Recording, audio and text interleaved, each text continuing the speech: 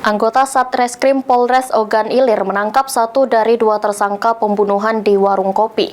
Tersangka ditangkap saat berada di kediamannya di Jalan Abi Kusno, Kertapati, Palembang.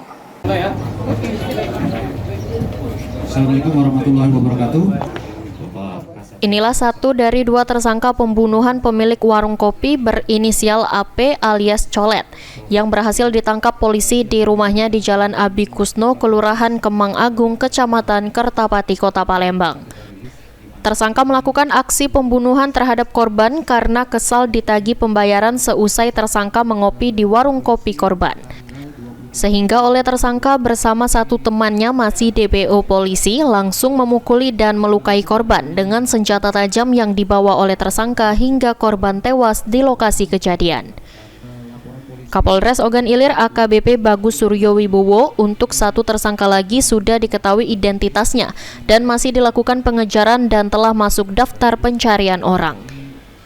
Guna mempertanggungjawabkan perbuatannya, tersangka harus mendekam di sel tahanan Polres Ogan Ilir, terancam hukuman 20 tahun penjara.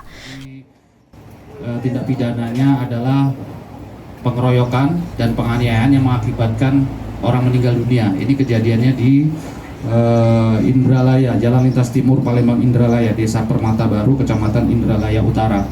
Ini yang beli kopi, kemudian pembeli ini melarikan diri, dikejar oleh pemilik warung, kemudian pemilik warungnya ditikam meninggal dunia.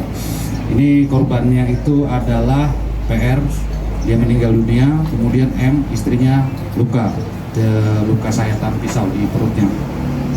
Tersangka yang diamankan ini adalah ADP, umurnya 30 tahun, dia diamankan di daerah Kertapati. Jadi kejadiannya itu di tanggal 27 April, baru diamankan di tanggal 6 Juli karena pada waktu itu masih dilakukan pengejaran. Masih ada satu orang lagi, masih DPO, yaitu tersangka inisial M. Untuk ancaman pasalnya di sini adalah pasal 170 ayat 2, kemudian pasal 351 ayat 3 KUHP dengan ancaman 12 tahun. Ahmad Romawi, PAL TV.